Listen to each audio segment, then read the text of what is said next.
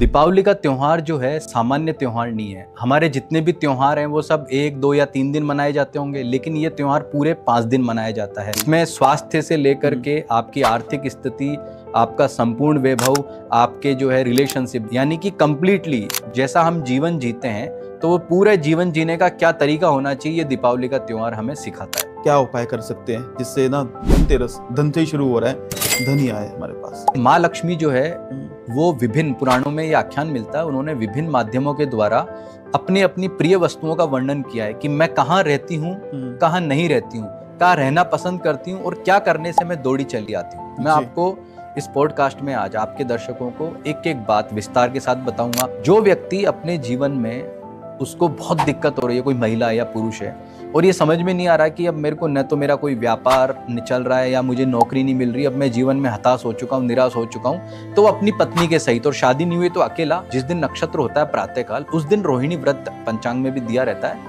वो करें। ऐसे हम क्या चीज कर देते हैं या अनजाने में या सच में करते हैं जिससे माँ लक्ष्मी रूठ जाती है? आपके जन्म पत्रिका में केमद्रुम दोष है, सकट दोष है या ग्रहण योग है, चंद्रमा से रिलेटेड जो योग जो है, जो जिसकी वजह से दरिद्रता आती है, पैसा आते ही ना खर्च हो जाता है, तो इसके पीछे क्या रीजन होता है? अंकित जी, लक्ष्मी जी के 8 रूप बताए गए हैं, अष्ट लक्ष्मी, राइट, जिसमें विजय लक्ष्मी भी है, ध्यान धान्य लक्ष्मी भी है, संतान लक्ष्मी भी है। जो व्यक्ति दीपावली के दिन ये क्रिया करे और उसके बाद नियमित रूप से साधारण जल से भी जो है श्रीयंत्र का अभिषेक करता रहे, 90 दिन भी अगर ये प्रयोग लगातार कर ले, तो ऐसा हो ही नहीं सकता है कि उससे जो है लक्ष्मी माँ की कृपा से वो वंचित रह जाए। तो माँ लक्ष्मी को आना ही पड़ेगा, कुछ भी हो जाए सर, ऐसा रामबाण उपाय जिसे मैं कहना चाहूंगा। आपको अंकित जी इस पॉडकास्ट पे एक ऐसा उपाय बता करके जा रहा हूँ, अगर व्यक्ति दीपावली के दिन अपने पूजन में इसको फॉलो कर ले तो ये मान करके चलें कि माँ लक्ष्मी का आशीर्वाद उसको मिलेगा ही मिलेगा और उसकी मनोकामना पूर्ण होगी ही होगी। माँ लक्ष्मी को दौड़े दौड़े उस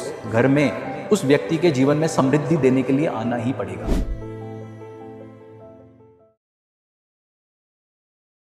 welcome to the Ankit podcast. आज की दुनिया में सबसे बड़ी नीड है पैसा और प्रॉस्पेरिटी। ये दोनों देने वाली शक्ति है माँ लक्ष्मी जी। अब आ रहा है उनका सबसे बड़ा त्योहार दिवाली, और सनातन धर्म में कहा जाता है कि पैसा और प्रॉस्पेरिटी चाहिए तो बेस्ट डे होता है दिवाली।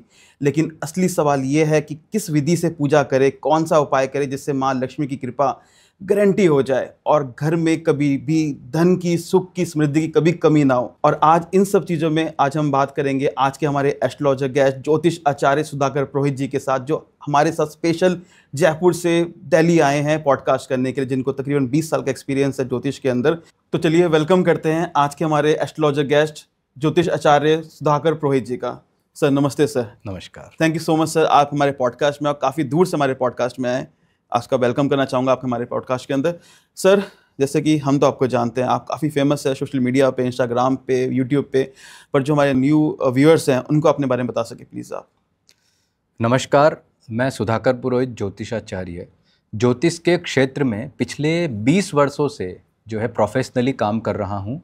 मैंने सन 1998 में जब मैं 11th क्लास में आया था, तब ज्योतिष को एज ए सब्जेक्ट मैंने पढ़ना शुरू किया था, और उसके बाद 11th, 12th, ग्रेजुएशन और पोस्ट ग्रेजुएशन करने के बाद में मैंने ज्योतिष सागर जैसी मासिक पत्रिका में संपादन का कार्य किया।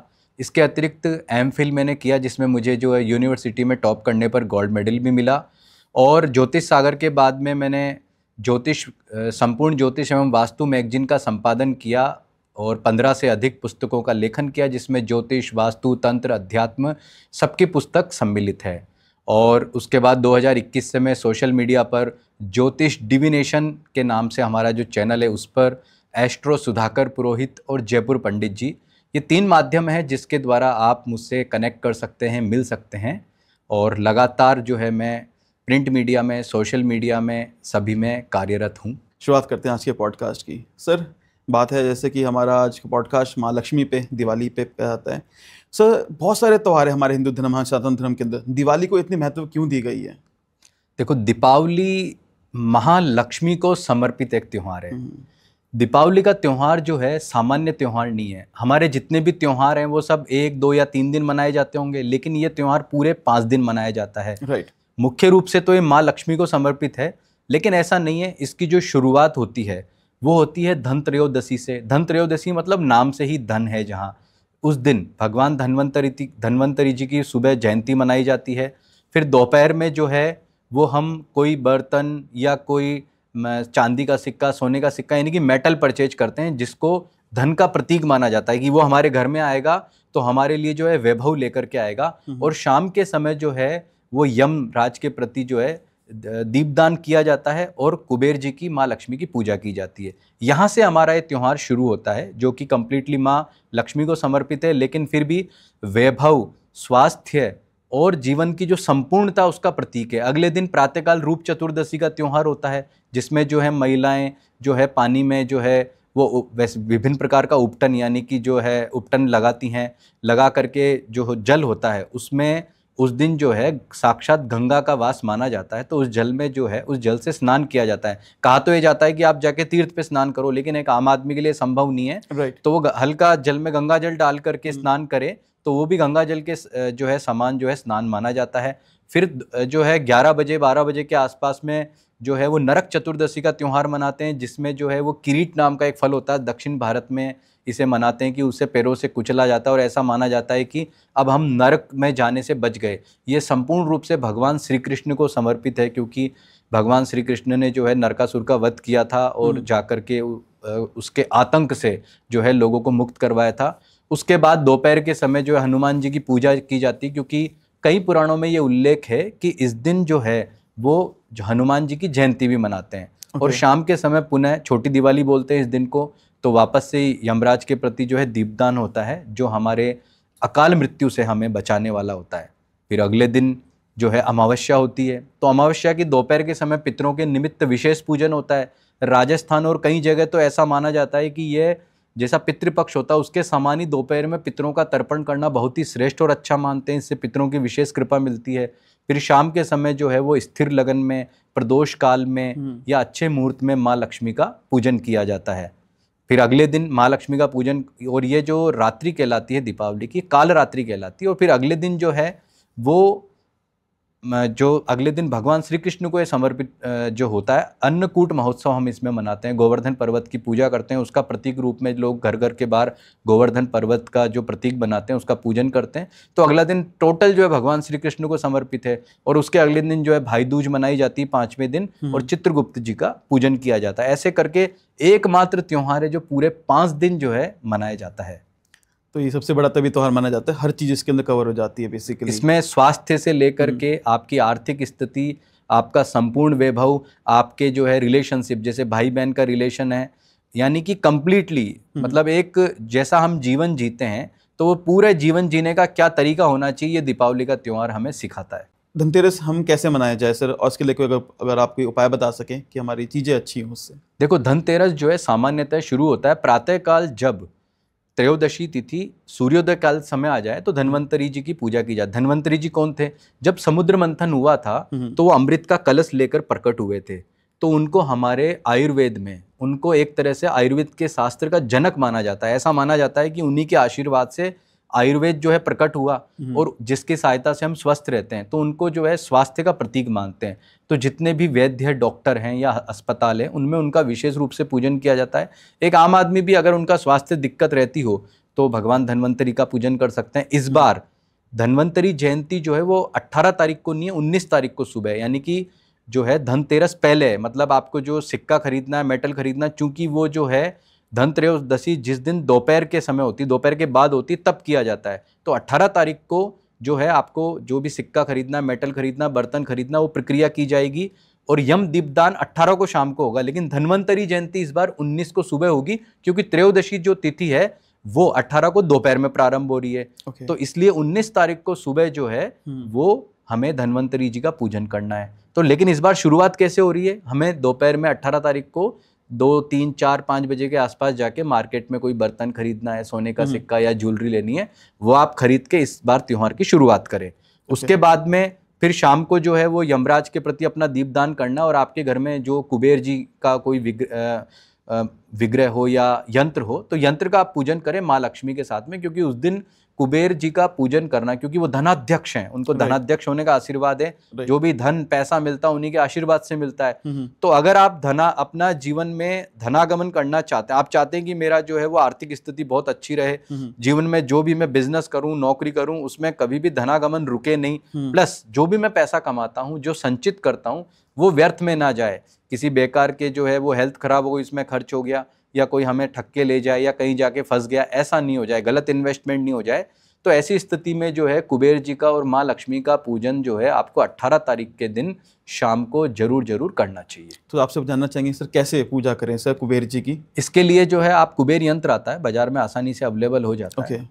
उस यंत्र की स्थापना आप लाल कपड़े पर करें, और लाल कपड़े पर करने के बाद में जैसे हम नॉर्मली रोली मोली चावल धूप अगरबत्ती और पुष्प और मिठाई से नैवेद्य फल से हम पूजा करते हैं, वैसे करें। साथ में आप कुबेर जी के मंत्र का जप, स्तोत्र का पाठ भी आप जरूर करें। और माँ लक्ष्मी भगवान गणपति का पूजन तो करना ही है। देखो, कोई भी पूजन हो सनातन संस्कृति का, भगवान गणपति की पूजा से प्रारंभ होता है, तो गणपति जी का सामान्य पूजन करें, माँ लक्ष्मी का और कुबेर जी का पूजन भी आप करेंगे इस दिन तो अच्छा है।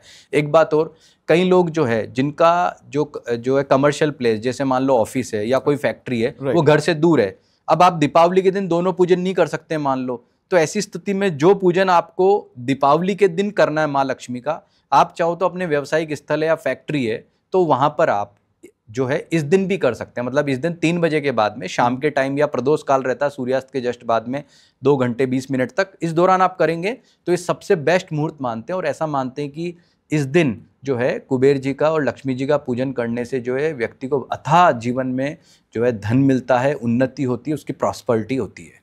सर, ये तो बहुत अच्छी चीज़ बताई कि बहुत लोगों को प्रॉब्लम होती थी कि दिवाली वाले दिन, इवन मुझे भी प्रॉब्लम होती थी कि दिवाली वाले दिन अपने ऑफिस जाना होता था, तो काफ़ी आपने ईजी कर दिया और काफ़ी अच्छा बताया इसमें। सर, छोटी सी चीज़, क्या उपाय कर सकते हैं जिससे ना धनतेरस, धन से ही शुरू हो रहा है, धन ही आए हमारे पास? धनतेरस पर जो है आपको कोई भी, आप दोपहर जब अपराह्न काल जिसे कहते हैं, लगभग 3 बजे के बाद शुरू होता है, आप जाकर के कोई भी मेटल, जैसे कोई चांदी का कोई आइटम है, सोने का कोई आइटम है, अगर वो नहीं ला सकते तो कोई छोटा सा बर्तन, लेकिन वो प्लास्टिक नहीं हो मेटल का, स्टील का हो चाहे, वो लाएं। ऐसा माना जाता है कि वो जब घर में आता है तो वो एक वैभव लेकर के आता है, एक उन्नति लेकर के आता है, प्रॉस्पेरिटी लाता है। उसको आप घर में रखेंगे तो वो साक्षात जो है एक माँ लक्ष्मी के प्रतीक रूप में आएगा और आपकी जो है घर की समृद्धि को बढ़ाने वाला रहेगा। इसके अलावा आप घर में जो भी रोजमर्रा के सामान है जो आप लाना चाहते थे, जैसे कई लोग इस दिन नया वाहन लेना बहुत पसंद करते हैं, ऐसा मानते हैं कि नया वाहन आया तो प्रॉस्पेरिटी देगा। आप कोई मशीनरी खरीद रहे हैं, आप कोई भी ऐसी चीज जो आपके जीवन में आगे बढ़ाने वाली है, आपको उन्नति देने वाली है, वो अगर इस दिन लाएंगे तो इससे बेस्ट कुछ मुहूर्त नहीं होता। और ज्योतिष शास्त्र में इसे अबूझ मुहूर्त भी माना जाता है। कई लोग इस दिन गृह प्रवेश भी करते हैं, कई लोग जो है इस दिन अपना कोई भी व्यापार प्रारंभ करना वो भी करते हैं। कहने का मतलब कि ज्योतिष शास्त्र के मुहूर्त के अनुसार ये एक बहुत अच्छा मुहूर्त भी है जो आपको उन्नति देने वाला है। सर, जैसे कि आज का पॉडकास्ट है माँ लक्ष्मी माता के ऊपर और दीपावली त्योहार पे है, तो हम आपसे जानना चाहेंगे माँ लक्ष्मी माता के ऐसे कोई उपाय बताएं या टिप्स बताएं जिससे माँ लक्ष्मी माता की ना जो कृपा है वो बरस जाए हमारे ऊपर। देखिए, माँ लक्ष्मी को सनातन संस्कृति में वैभव, धन देने वाली देवी माना जाता है।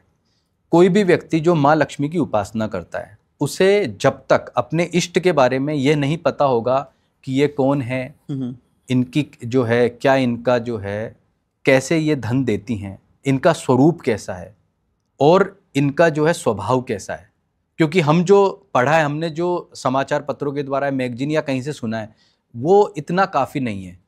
मैंने जब एक पुस्तक लिखी, लक्ष्मी प्राप्ति के सुगम उपाय, 2010 में ये पुस्तक मैंने लिखी, 2012 में पब्लिश हुई थी मेरी ये पुस्तक।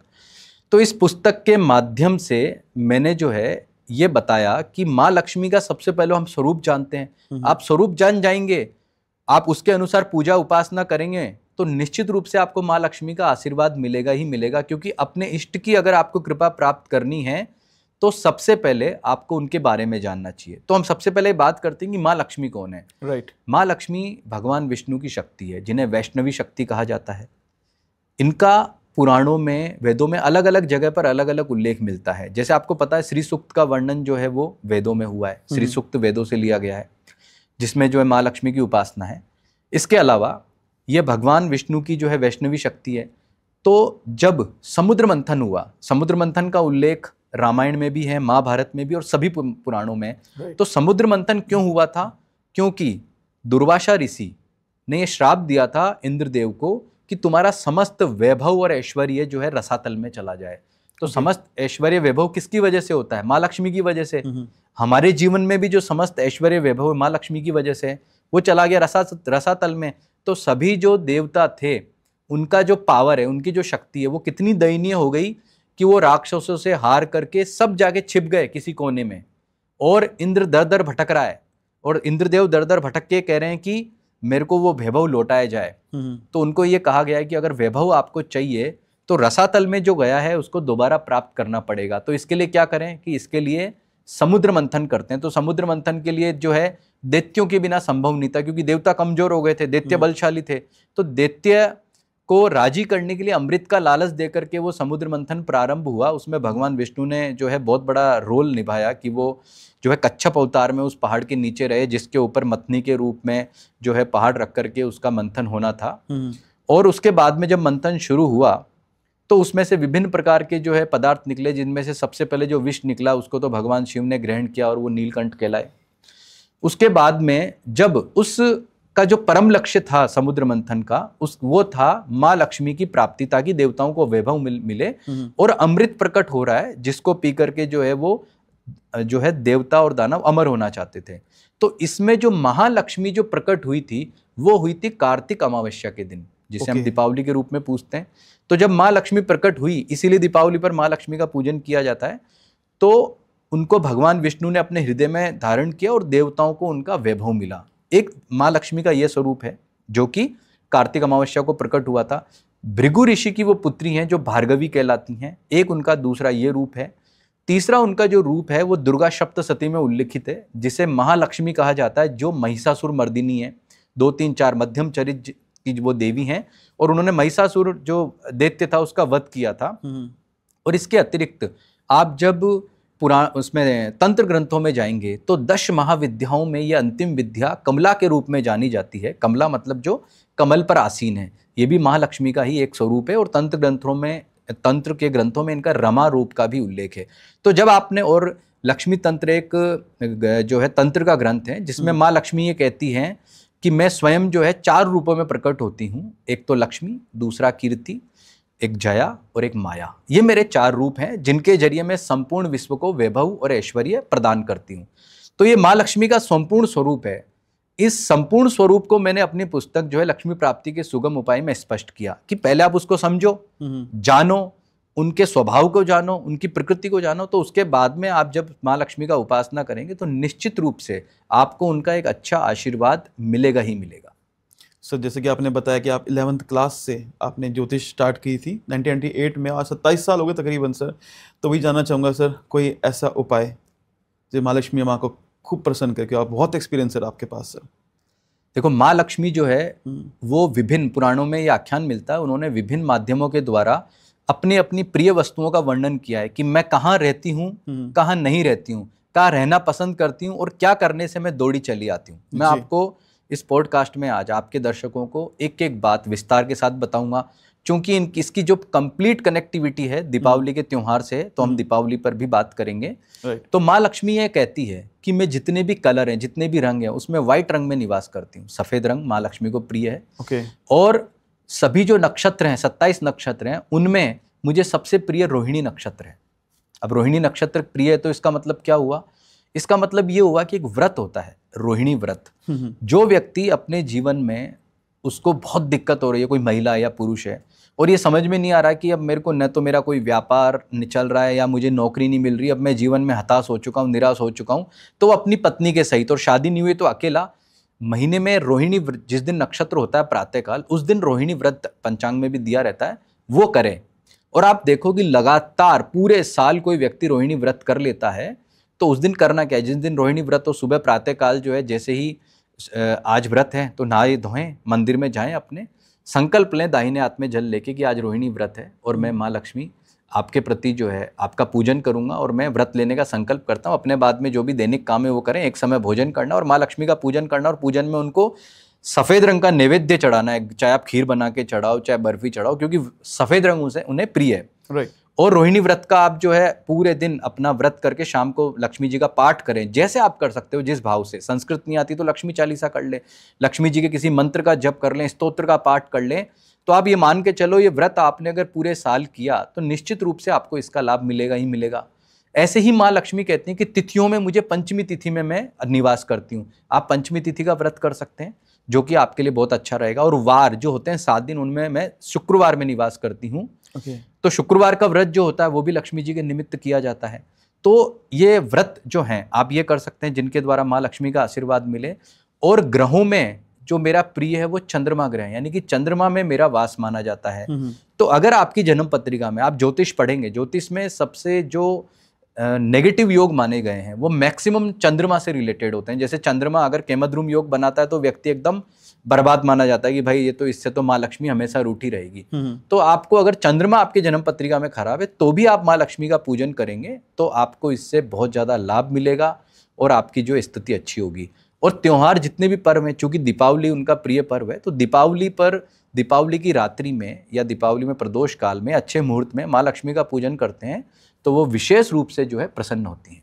अच्छा सर, जैसे कि आपने बताया कि ये पूजा करने से, ये जो फास्ट रखने से माँ लक्ष्मी प्रसन्न होती है, पर मैं आपसे जानना चाहूँगा ऐसे हम क्या चीज़ कर देते हैं या अनजाने में या सच में करते हैं जिससे माँ लक्ष्मी रूठ जाती हैं? आपने बहुत अच्छी बात पूछी अंकित जी।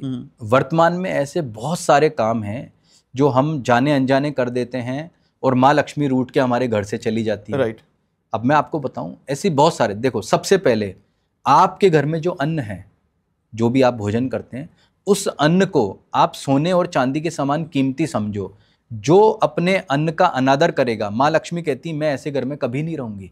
आपने देखा होगा कई लोग अन्न का अनादर करेंगे, फेंक देंगे अन्न को, जो ऐसे समझेंगे अरे तो सस्ता सा आइटम है।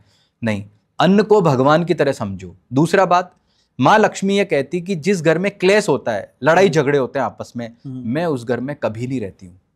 हमें घर में जितने भी घर के मेंबर हैं, चाहे कैसी भी स्थिति हो, आपस में कोई लड़ाई झगड़ा नहीं करना है, कोई ईगो प्रॉब्लम नहीं रखना है। मैं कहता हूँ एक राजा है, उसके घर में भी जब क्लेश होना शुरू होता है, इतना धन है अकूत, फिर भी 1-2 पीढ़ी बाद में रोड पे आते हुए देखा है। क्यों? क्लेश, लड़ाई झगड़ा आपको नहीं करना है। तीसरा, जो अपनी पत्नी को लक्ष्मी के रूप में ना समझे, उसका अनादर करे, तो ये मान करके चलो वो व्यक्ति भी कुछ सालों में कंगाल हो जाएगा। तो अपनी पत्नी को हमेशा लक्ष्मी के रूप में देखना चाहिए। नंबर 4, अपने घर में कभी भी गंदगी ना रखें। आप अमीर हो या गरीब हो, चाहे कैसी भी स्थिति में हो, घर में गए, कहीं पे कपड़े बिखरे पड़े हैं, गंदगी पड़ी है, घर में जाले आ रहे हैं, पता लग रहा है साफ ही नहीं हुए कई दिनों से, ऐसा कभी नहीं हो। चाहे आप गरीब हो, अमीर हो, मध्यम वर्गीय हो, कैसे भी हो, घर को एकदम स्वच्छ रखें। और ये कर्तव्य घर की गृहिणी का है कि मैं घर को एकदम क्लीन रखूं। जितने आपके पास में संसाधन हैं, उतने संसाधनों से भी आप क्लीन कर सकते हो।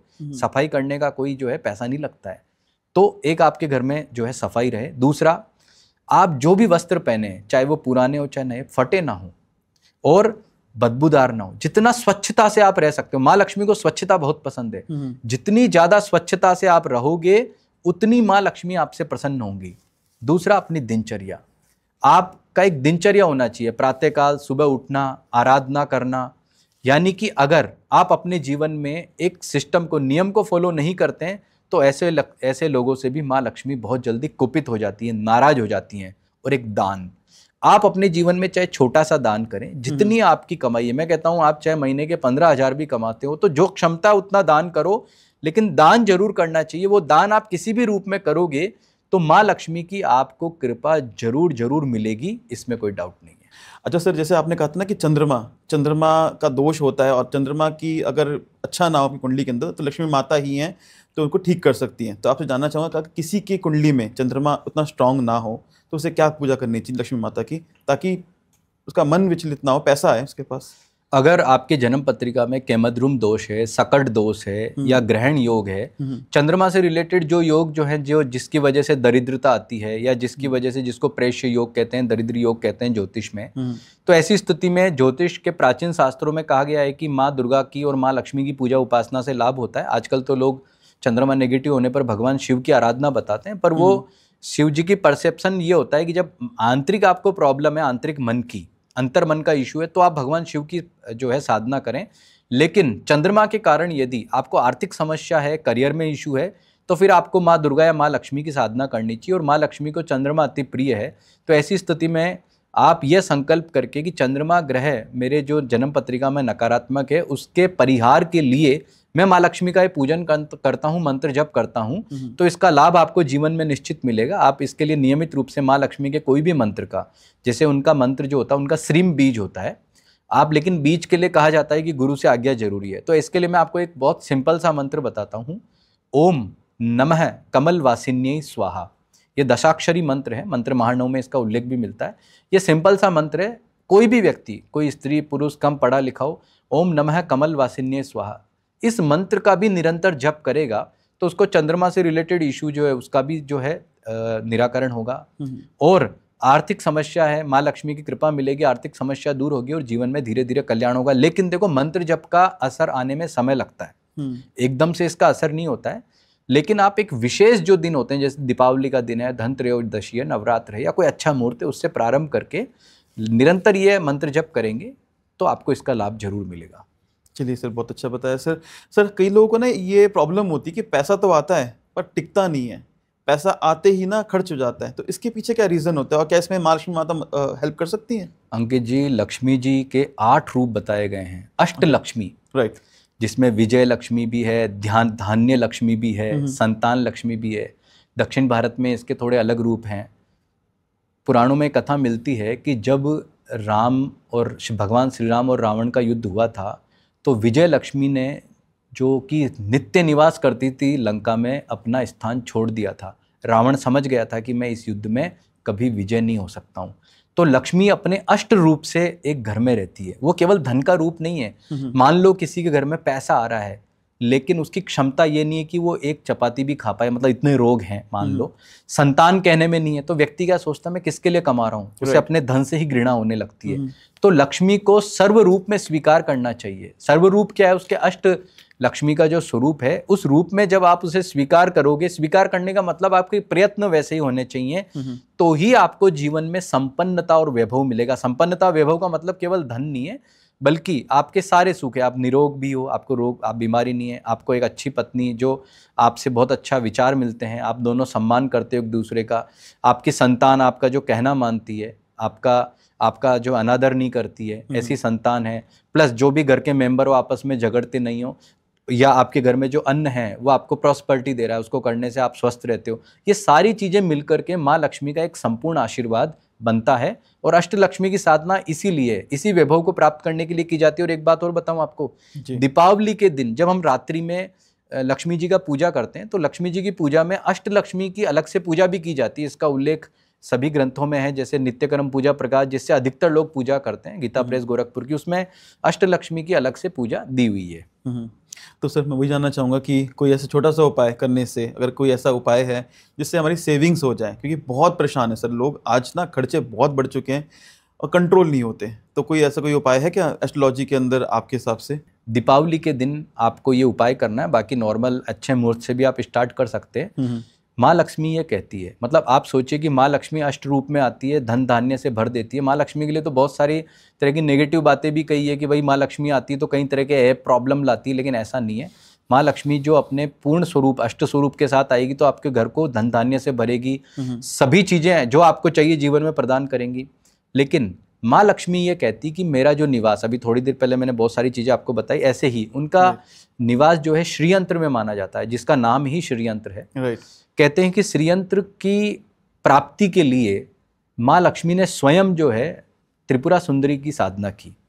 वो ये महायंत्र कहलाता है। मतलब सनातन संस्कृति में जितने भी देवी देवता हैं, सभी का निवास इस श्रीयंत्र में माना जाता है।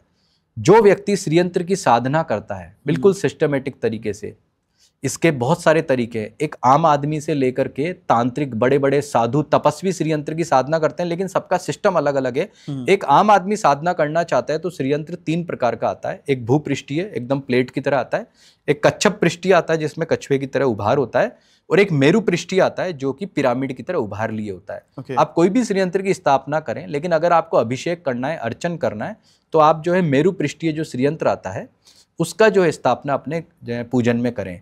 और उस श्रीयंत्र का दीपावली के दिन विशेष तौर पे आपको पूजन अर्चन सब करना है। अब पूजन कैसे करना है? नॉर्मली जब हम रोली मोली चावल धूप अगरबत्ती मिठाई चढ़ाते हैं उसको पूजन बोलते हैं। अभिषेक में क्या होता है, सबसे पहले आप जल से अभिषेक कीजिए। अभिषेक के समय आप श्री सूक्त का पाठ कर सकते हो, लक्ष्मी चालीसा का, अगर आप संस्कृत नहीं आता तो लक्ष्मी चालीसा का पाठ कर लो, वो भी नहीं आता तो ओम नमः कमलवासिनी स्वाहा बोलते हुए जो है आप उसका अभिषेक करो। पहले जल से अभिषेक करो, फिर पंचामृत से अभिषेक करो। पंचामृत में दूध, दही, घी, शहद और शर्करा यानी कि चीनी मिला होता है, उससे मिला के पंचामृत बनता है। उसके बाद में उस श्रीयंत्र को आप वापस नहला के अच्छे से जल से पोंछो। उसके ऊपर जो उसका बिंदु होता है, अगर आप जो है मेरु पृष्ठिका कर रहे हो तो उस पर आपको कुमकुम केसर लगाना है, उसको एक लाल कपड़े पर स्थापित करो। उसके बाद में उसका अर्चन करो। अब ये अर्चन क्या होता है, अर्चन में क्या होता है कि हम कोई भी 108 वस्तुएं ले लेते हैं। अगर हम 108 मंत्रों से कर रहे हैं तो कुमकुम ले सकते हो, पुष्प ले सकते हो, आप अक्षत यानी कि चावल ले सकते हो, सूखा मेवा जैसे बादाम है, काजू है, किशमिश है, इलायची आप ले सकते हो, एक एक चढ़ाते हुए। अब आप माँ लक्ष्मी के मंत्र से अर्चन कर रहे हो दीपावली के दिन, तो एक एक जैसे ओम महालक्ष्मी नमः समर्पयामि, समर्पयामि बोल के वो चढ़ा दो। ऐसे 108 जो उनके मंत्र होते हैं, जिसको अष्टोत्तर शतनाम भी कहते हैं, उनके नाम से आपने अर्चन किया तो ये 3 विधि हुई। पहले आपने पूजा किया, बाद में आपने अभिषेक किया, फिर आपने अर्चन किया। ये एक संपूर्ण विधि है। जो व्यक्ति दीपावली के दिन ये क्रिया करे और उसके बाद नियमित रूप से साधारण जल से भी जो है श्रीयंत्र का अभिषेक करता रहे, श्री सूक्त या लक्ष्मी चालीसा से, ऐसे व्यक्ति अगर 1 साल, मैं कहता हूँ 1 साल भी नहीं, 90 दिन भी अगर ये प्रयोग लगातार कर ले तो ऐसा हो ही नहीं सकता कि उससे जो है लक्ष्मी माँ की कृपा से वो वंचित रह जाए। लक्ष्मी दौड़ी चली आएगी आपके घर में और आपको कृपा मिलेगी ही मिलेगी। सर काफ़ी कुछ अच्छा बताया सर। एक थोड़ा सा कन्फ्यूजन है मेरे माइंड में। अभी हम बात करते हैं लक्ष्मी माता की यंत्र की बात कर रहे थे। कई लोगों को देखा है ना, लक्ष्मी यंत्र को दीवार पे टांग देते हैं, फोटो की तरह फ्रेम कर रखा है। सर मैं आपसे जानना चाहूँगा कि उसकी सही विधि, सही स्थान क्या होता है सर? देखो, कोई भी यंत्र हो, यंत्र का मतलब होता है भगवान का घर। घर क्या होगा, पृथ्वी पर ऐसा रखा होगा, उसी के ऊपर घर होगा। कई लोग दीवार पर टांग देते हैं या ऐसा जो है फोटो की तरह उसको दीवार के सहारे रख देते हैं। ये तरीका बिल्कुल गलत है। कभी भी किसी यंत्र को ऐसा नहीं रखें, यंत्र को बिल्कुल बिछी हुई स्थिति में रखें। और लक्ष्मी तंत्र में यह कहा गया है कि कोई भी यंत्र दीवार पर जो लक्ष्मी यंत्र बना हुआ हो या टंगा हुआ हो, उस यंत्र का कभी भी पूजन नहीं करना चाहिए। कई बड़े बड़े लोग, संत तपस्वी अपने यहाँ से गिफ्ट करते हैं कि ये ले जाओ अपने घर में दीवार पे टांग लेना, लक्ष्मी कृपा मिलेगी। और लक्ष्मी तंत्र क्या बोलता है कि अगर तुमने दीवार पर बने श्रीयंत्र का या टंगे श्रीयंत्र की पूजा कर ली तो लक्ष्मी नहीं आएगी, उल्टा रूठ के चली जाएगी। तो ये गलती ना करें, यंत्र को ऐसे स्थापित करें, लाल कपड़े पर रखें, उसके बाद में उसका प्रॉपर तरीके से पूजन अर्चन करें। क्योंकि यंत्र जो है ना कोई सजावटी वस्तु नहीं है। अगर सजावटी वस्तु है तो वो सजी रहेगी, आपको कोई लाभ नहीं देगी। लाभ चाहिए तो उसका प्रॉपर पूजन भी आपको करना है और सिस्टमेटिक तरीके से उसका अर्चन भी करना है, तभी आपको माँ लक्ष्मी की कृपा प्राप्त होगी। काफ़ी सही बताया, बिल्कुल सही बताया आपने कि सर जिसका जहाँ स्थान है वहाँ रखे तभी फल देती है वो चीज़। अच्छा सर, जैसे कि हम देखते आ रहे हैं लाइफ बहुत बहुत फास्ट होती जा रही है, हर चीज़ महंगी होती जा रही है, सब लोग पैसों के लिए ना भागते जा रहे हैं, खींचे जा रहे हैं, नौकरी कर रहे हैं, 12-12 घंटे जॉब कर रहे हैं, पर तब भी ना वो सेटिस्फाई नहीं है, चीज़ें नहीं, पैसा कहने कमी हो रही है। तो सर एक अदानी और अंबानी, ये सर दिन बर दिन ना बढ़ते जा रहे हैं। ऐसी कौन सी पूजा करते हैं, ऐसी कौन सी सर इन्होंने ऐसा कौन सा उपाय करा है, ऐसा कौन सा मंत्र किया सर कि माँ लक्ष्मी इनके पास ही है? 90% मैं कह रहा हूँ लोग परेशान हैं आज की तारीख में। हमारे पेरेंट्स थे, एक लिमिटेड सैलरी थी, परेशान नहीं थे, आज सब परेशान है। तो सर आपसे जानना चाहेंगे कौन सी पूजा है सर इनकी कि हमें ही बता सकें, ताकि सबके पास धन के पीछे भागने से तो आदमी पैसा नहीं कमा सकता। अगर पैसा कमा भी लेगा तो उपभोग करने के लिए उसके पास न तो समय बचेगा। माँ लक्ष्मी का संपूर्ण आशीर्वाद मिले। आपने जैसे जिनकी बात की अभी, अडानी अंबानी जी की, वो तो देखो, अंबानी परिवार तो आपको पता है कि श्रीनाथ जी का भी उपासक है। वो भारत के लगभग सभी मंदिर जो हैं उनमें पूजा उपासना करते हैं, इष्ट कृपा के लिए अपना जो है वो जो भी प्रयास होता है करते हैं। उन जैसा प्रयास, जैसा उनकी स्थिति, वो अपने हिसाब से करते हैं। पर ऐसा नहीं है, आप अपने हिसाब से वो प्रयास कर सकते हैं। मैंने अभी तक में जितनी भी बातें माँ लक्ष्मी से रिलेटेड बताई, आप उनको फॉलो कीजिए। आप ईमानदारी से अपना काम करने की कोशिश कीजिए। आप अपने घर में सफाई रखें, अपना अच्छा कपड़ा पहने, अपनी दिनचर्या जो है वो सही रखें। इसके अलावा नियमित रूप से आप जो मैंने श्रीयंत्र वाला प्रयोग बताया, इसके अलावा माँ लक्ष्मी का जो है आपको प्रयोग बताया, आप वो निरंतर करेंगे। और साल में 4 नवरात्र आते हैं, एक दीपावली का पर्व है।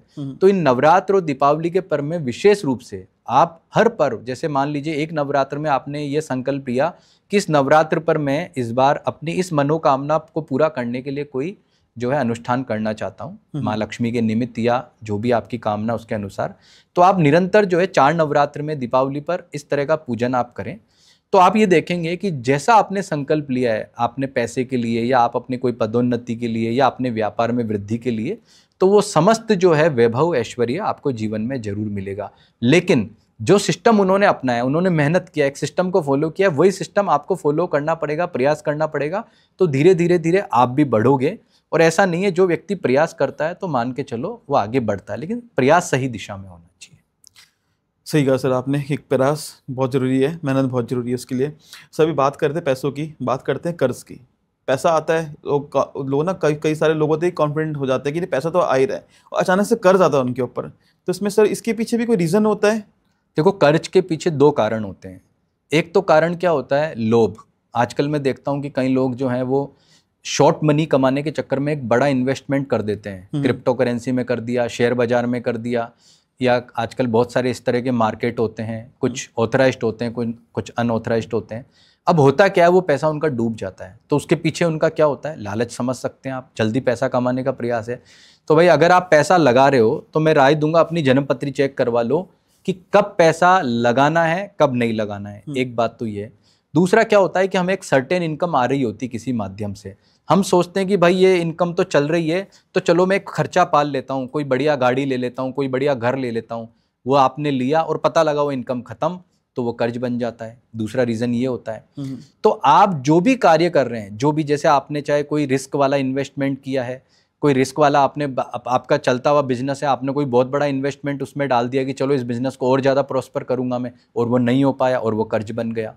कई लोग ऐसे भी होते हैं जो अपने घर में जब बच्चों की शादी होती है, उनके पास इतना धन नहीं होता है, तो पैसा उधार लेके शादी वगैरह करते हैं, लेकिन बाद में पता लगता है कि वो चुका ही नहीं पाते हैं। तो ये कर्ज का जो जंजाल है ये क्यों होता है, इसके लिए सबसे पहले तो आप ये तय करें कि आप कर्ज किस समय पे ले रहे हैं। उसके कुछ सिस्टम होते हैं ज्योतिष के हिसाब से, मंगलवार को कर्ज नहीं लेते, या जो भी। एक तो आप वो अपने जो ज्योतिषी हैं उनसे आप राय ले सकते हैं। दूसरा, अपनी जन्म पत्रिका का दशा आप चेक कर लें कि मैं जिस समय कर्ज ले रहा हूँ वो उपयुक्त समय है क्या। तीसरा, आप जब भी कर्ज लेते हैं तो माँ लक्ष्मी का आशीर्वाद लें, उनसे कृपा की देखो मैं ये कर्ज लेता हूँ, आप मेरी जो है इसको चुकवाने में मेरा हेल्प करें। ऐसा उनसे प्रार्थना करके हम जो भी कार्य सनातन संस्कृति में करते हैं अपने इष्ट के आदेश से शुरू करते हैं, उनको बताते हैं कि देखो मैं काम कर रहा हूँ, मुझे करना चाहिए क्या, तो उनका आशीर्वाद लीजिए, फिर आप वो अपना कर्ज लीजिए। लेकिन कर्ज का जो है कभी भी लालच वाला आधार नहीं हो कि मुझे जल्दी करोड़पति बनना और मैंने जाकर के कर्जा करा और इन्वेस्ट कर दिया।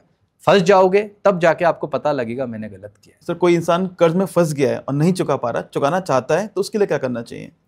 देखो, कर्ज में फंस गया है, ये सबसे पहले हम जन्म पत्रिका देखेंगे, उसके माध्यम से पता करेंगे कि उसके कर्ज का कारण क्या है, कौन सा प्लेनेट है जो उसके कर्ज का कारण बन रहा है। जैसे मान लो सूर्य है, चंद्रमा है, मंगल है। अगर मंगल है तो उसके ऋण जो है ऋण मोचक मंगल स्तोत्र का पाठ होता है, वो आप कर सकते हैं। लेकिन उसके कर्ज का कोई कारण, जैसे कई बार शनि राहु भी इसके कारण हो जाते हैं, तो हम तो ये जन्म पत्रिका देख के तय करते हैं कि जो प्रॉब्लम उसके कर्ज वाला ग्रह कर रहा है उसका उपाय कर दें। ये तो एक ज्योतिष की बात हुई। लेकिन आप माँ लक्ष्मी का बात करते हैं तो माँ लक्ष्मी की आप आराधना करें। मैं कहता हूं श्री यंत्र का आराधना आप नियमित रूप से करें।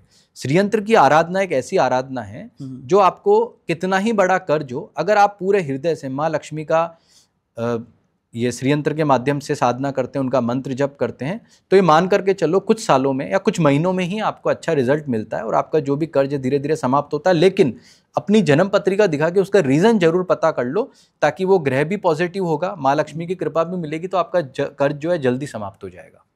और सर कई बार हमने देखा है ना कि लाइफ में ना अचानक से कि पैसों की जरूरत पड़ जाती है, कि हमारा पैसा फंस गया है या फिर वो निकल नहीं पा रहा है, या इंस्टेंट पैसे की जरूरत पड़ गई, तो इसके पीछे भी कोई सर उपाय है कि कम कर सके? इसके लिए दीपावली के दिन क्या करें, आप लाल कपड़ा लें। उस लाल कपड़े में आपको क्या करना है कि आप, अगर आपके पास पहले से ठीक है, नहीं है तो आप जो दक्षिणावर्ती शंख होता है, गोमती चक्र होता है और जो कोड़ियाँ होती हैं वह आप लें। 11-11 की संख्या में ये ले लें और एक दक्षिणावर्ती शंख आप रखें। आप उनका दीपावली पर चूंकि, और एक आप इनको अपना केसर से, चंदन से लगा के, तिलक लगा के, और जैसे माँ लक्ष्मी का पूजन कर रहे हैं वैसा का वैसा ही इनका पूजन आप करें। उसके बाद में आप इसको लाल कपड़े में लपेट करके अपने पूजन स्थल में रख दें और नियमित रूप से इनका पूजन करते रहें। जैसे विशेष पर्व होते हैं, शुक्रवार है, शुक्ल पक्ष की पंचमी तिथि है, अक्षय तृतीया है या नवरात्र है, तब आप इनको निकाल के इनका विशेष पूजन करें। और दीपावली जब आता है तब आपको विशेष पूजा करना है। ऐसा माना जाता है कि धन को आकृष्ट करने के नेचुरल तरीके हैं। आपको मैं बताऊं, आप कोई भी उपाय कर लें, जिसे हम नॉर्मल भाषा में टोटका कहते हैं, उस टोटका को सफल होने के दो रीजन होते हैं। एक तो नेचुरल पावर हो उस चीज में, और एक मंत्र शक्ति हो। अगर ये दो उसमें निहित होगी तो सफलता मिलेगी, बाकी तो आप कोई भी आड़े टेढ़े उपाय करो उससे कुछ नहीं होगा। तो इनमें नेचुरल पावर है। पुराणों में कहा गया है कि लक्ष्मी के सहोदर है, मतलब ये जहाँ रहेंगे वहां लक्ष्मी को रहना ही पड़ेगा। तो ऐसी स्थिति में अगर आप माँ लक्ष्मी की साधना इनसे करोगे तो आपको जो आर्थिक स्थिति में जैसे धन चाहिए तो वो माँ लक्ष्मी की कृपा से आपको प्राप्त होगा। सर जैसे भी आप बात कर रहे थे कि जहाँ पे माँ लक्ष्मी होती हैं वहाँ पे सब चीज़ें, सब प्रॉस्पेरिटी होती हैं। कई लोग हमने सुना है सर, हम ना मन में भगवान का नाम लेते रहते हैं, तो क्या ऐसा कोई मंत्र है या फिर ऐसा कोई चीज़ जिसको अगर हम अपने मन के अंदर नाम लेते रहें तो माँ लक्ष्मी प्रसन्न हो जाए उससे? भगवान श्री विष्णु जो कि उनके स्वामी हैं, जिस घर में भगवान विष्णु जी का पूजन होता है, यूँ मान करके चलो कि माँ लक्ष्मी का नित्य निवास वहाँ होता ही है। श्री हरि उन्हें सबसे प्रिय हैं, उनके स्वामी हैं। तो चलिए सर बात करें दिवाली पे। दिवाली क्यों मनाई जाती है सर, इसके पीछे क्या रीज़न है? अंकित जी, आपने आज तक दो रीजन सुने होंगे दीपावली मनाने के। एक तो कि इस दिन समुद्र मंथन के दौरान माँ लक्ष्मी का प्राकट्य कार्तिक अमावस्या के दिन हुआ था। दूसरा रीजन कि इस दिन भगवान श्री राम जो हैं वो 14 वर्ष के पश्चात वापस अयोध्या लौटे थे। लेकिन मैं आपको इसके 3 रीजन और बताऊंगा जो मुख्य कारण माने जाते हैं दीपावली मनाने के, जिसमें से एक जो है कहानी बड़ी रोचक है। एक बार की बात है, वामन भगवान का जब भगवान विष्णु ने अवतार लिया था, वो क्यों लिया था? क्योंकि दैत्यराज बलि मतलब दैत्यों के वो राजा थे, वो एक यज्ञ कर रहे थे और जिसमें उन्होंने अपना सर्वस्व दान करने का संकल्प लिया। माना जाता है कि अगर दैत्यराज बलि वो यज्ञ सफल कर लेते तो तीनों लोकों में उनका राज ऐसा हो जाता कि उनको भगवान विष्णु, ब्रह्मा जी, शिव जी भी पराजित नहीं कर सकते थे। तो इस बात से चिंतित होकर के समस्त देवता पहुंचे भगवान विष्णु के पास। भगवान विष्णु जी को बोला तो भगवान विष्णु जी ने कहा कि भाई स्थिति तो ठीक है। तो उन्होंने एक वामन का रूप लिया, जो उनका वामन अवतार कहलाया जाता है, और वो उस यज्ञ मंडप में पहुंच गए। तो उनको जब शुक्राचार्य जी ने देखा, जो कि दैत्यराज बलि के गुरु थे, तो वो पहचान गए कि ये भगवान विष्णु है। तो उन्होंने दैत्यराज बलि को कहा कुछ मांगे तो देना मत इसको। और वो बोला, जब दैत्यराज बलि ने देखा, वो भी समझ गए कि ठीक है अब आए हैं बटुक का रूप लेके, तो जो मांगे वो तो देना पड़ेगा। तो उन्होंने कहा आप क्या चाहते हैं दान में? तो उन्होंने कहा मुझे सिर्फ 3 पग जमीन चाहिए, 3 पग जमीन। तो दैत्यराज बलि बोले ठीक है मैं देता हूँ। तो वो मना कर रहे थे, तो उन्होंने क्या करा कि जैसे ही संकल्प करने के लिए जो है दैत्यराज बलि ने हाथ बढ़ाया और अपने पात्र से जल डालने लगे, तो वो जाकर के उस जलपात्र में अंदर शुक्राचार्य सूक्ष्म रूप में चले गए। बोले जल गिरना ही नीचे, नहीं तो आज बड़ी समस्या हो जाएगी। तो जब भगवान विष्णु ने देखा वामन रूप में कि अरे तो मतलब शुक्राचार्य आज ये काम ही नहीं होने देंगे, तो उन्होंने जो है वो एक तिनका डाला हटाने के लिए उसमें से, पात्र में से।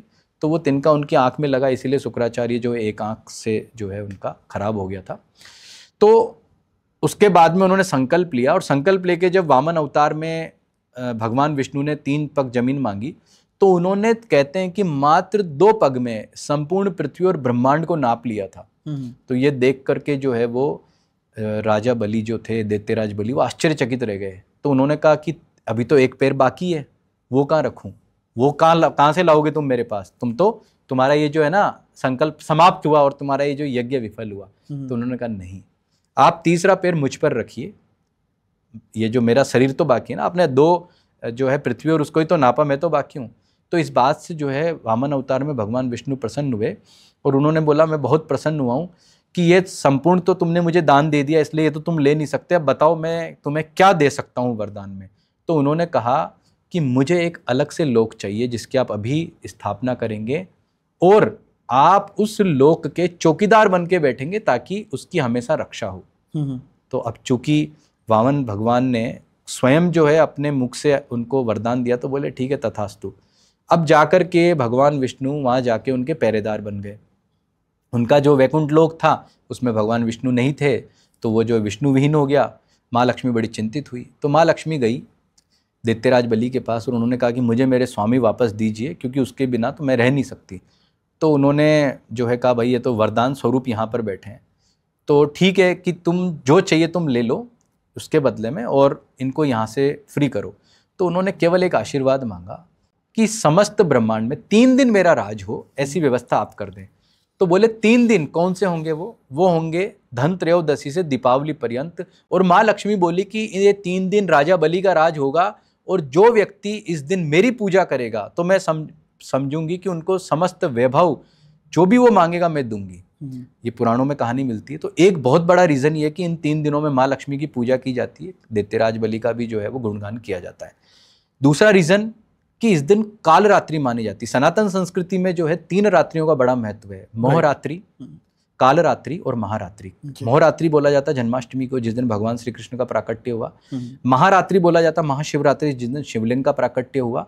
और काल रात्रि बोला जाता है जिस दिन जो है यहाँ दीपावली की रात्रि को, क्योंकि इस दिन माँ काली की पूजा की जाती है। अगर आप ईस्ट में जाएंगे, बंगाल में या वेस्ट बंगाल में या नॉर्थ ईस्ट में, तो वहाँ माँ काली का पूजन किया जाता है, क्योंकि ये काल रात्रि होती है।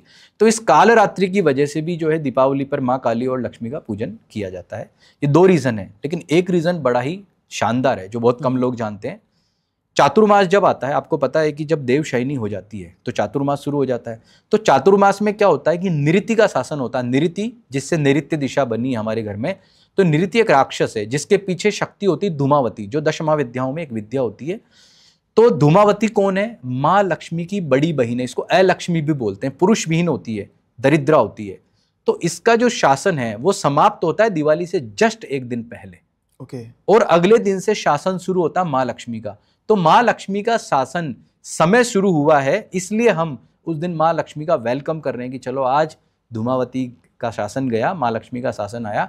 तो धूमधाम से उस दिन माँ लक्ष्मी का जो है वो पूजन अर्चन किया जाता है। तो ये 5 रीजन मैंने आपको बताए। एक तो समुद्र मंथन की कहानी है, भगवान श्री राम का आगमन, ये तो सब जानते हैं। और ये 3 कहानी हो रहे हैं।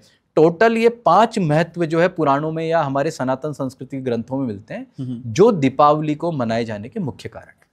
सर, जैसे कि अभी हमने बात करी थी दिवाली की पूजा की विधि के बारे में। सर, लास्ट ईयर से हम बात करते हैं, बहुत सारी चीज़ें ना, बहुत सारे लोगों ने बोला, एस्ट्रोलॉजर्स ने बोला कि कहीं ना कहते हैं दिवाली में आरती नहीं करनी चाहिए, कोई कह रहा है घंटी नहीं बजानी चाहिए। सर, आपको इतना बड़ा एक्सपीरियंस है, आपने किताब लिखी है इस चीज़ के ऊपर, तो हम जानना चाहेंगे कि सही विधि क्या होती है कि गलती ना हो सर उस चीज़ से। पिछले वर्ष ये कंट्रोवर्सी उठी थी और ये बड़ी हास्यास्पद स्थिति है कि खुद मैंने शंकराचार्य जी का भी आर्टिकल पढ़ा था इस बारे में। उन्होंने एक्सप्लेन किया था कि अरे भाई किसने कह दिया। देखो, आरती का मतलब क्या होता है मैं आपको बताऊं। लोग क्या समझते हैं आरती का मतलब घंटी बजाना, खड़े होके करना। भाई ये आरती का मतलब नहीं होता। आरती एक पार्ट है षोडशोपचार या राजोपचार पूजन जो होता है उसका। षोडशोपचार का मतलब 16 वस्तुओं से पूजन, राजोपचार मतलब बहुत सारी वस्तुएं होती जो राजशाही चीज की प्रकृति की होती है उनसे पूजन। आरती इस पूजन का ही एक पार्ट होता है। ऐसा नहीं है कि आरती खड़े होके करनी चाहिए, इस समय जो है घंटी बजानी चाहिए नहीं बजानी चाहिए। आरती जो पार्ट है, आरती का मतलब क्या होता है? उपासना। आप जो भी अपने देवी देवता की पूजा कर रहे हो उसमें आरती के जरिए आप उसकी उपासना कर रहे हो, गुणगान कर रहे हो। तो भाई वो खड़े होके करो या बैठ के करो, ऐसा कोई नियम नहीं होता, क्योंकि उसमें बहुत ज्यादा लोगों का इन्वॉल्वमेंट होता है। बहुत सारे लोग जो है लास्ट में आकर के, अंतिम इवेंट है, बहुत सारे लोग संलग्न होंगे, इसलिए हम खड़े होके करते हैं। अभी जब हम पूजा करते हैं और भगवान गणेश जी की जब बीच में आरती आती तो हम बिठा के कराते हैं यजमान को, कोई दिक्कत नहीं है, आप बैठ के कर सकते हो आरती। लेकिन जब इंगेजमेंट ज्यादा होगा, बहुत सारे लोग आरती करने वाले होंगे, इसलिए खड़ा होके किया जाता है। रही बात घंटे घड़ियाल बजाने की, तो भाई आरती तो उपासना है, और उपासना में अगर घंटे घड़ियाल बज रहे हैं तो बहुत अच्छी बात है। तो जो पिछले वर्ष कंट्रोवर्सी हुई थी, क्यों हुई थी? कि आरती विदाई में की जाती है। ऐसा कहीं नहीं लिखा हुआ है कि ये तो एक षोडशोपचार पूजन का एक क्रम है। आरती विदाई में की जाती है, खड़े होके की जाती है, घंटी नहीं बजानी चाहिए, ऐसा ये मिथ्या है। आप माँ लक्ष्मी का पूजन जैसा हमेशा से करते आए हैं, जो हमारे सनातन संस्कृति का मामला है, उसी तरह से आप करते रहे। जो लोग अज्ञानी होते हैं, जिन्होंने शास्त्र नहीं पढ़ा है, वो ऐसा भ्रम फैला देते हैं। और आजकल सोशल मीडिया एक तेजी से जो है संप्रेषण, कम्युनिकेट करने का ऐसा माध्यम हो गया है कि लोग उसके भ्रम में आ जाते हैं और बिना किसी ज्ञानी व्यक्ति से कंफर्म किए उसे ही सत्य मान लेते हैं। वो सोशल मीडिया को सब कुछ ना माने। जो उनको लोग लगता है कि व्यक्ति विद्वान है, कोई इस विषय का ज्ञाता है, कोई प्रोफेसर है, कोई उनके आध्यात्मिक गुरु है जिनको इसका ज्ञान है, उससे कंफर्म करें, उसके बाद में ऐसी बातों को फॉलो करना चाहिए उनको। बिल्कुल सही बताया आपने सर। लोग अपनी रील्स को वायरल करने के लिए सोशल मीडिया पे एक तरीके की कहेंगे कि अपने आप फेमस करने के लिए कुछ भी बोल देते हैं। अभी तो हमने सुना था, कहता है कि घंटियों को ऐसे नहीं बजाना चाहिए कि मोबाइल का अंगूठा दिखा रहे हो, मुझे बड़ा समझ नहीं आता कि कुछ भी बोल देते हैं, कहीं से भी कोई भी बात आ जाती है। देखो, पूजा जब हम करते हैं ना, उसमें 2 बातें मायने रखती है। नंबर 1 बात, आपका इंटेंशन। हम इंटेंशन को भूल चुके हैं, और ये बहुत पुरानी परंपरा है, बहुत पुरानी समस्या है ये हमारे सनातन संस्कृति के साथ में, कि हम जो है ना मूल पदार्थ, मूल शक्ति, उसको भूल चुके हैं।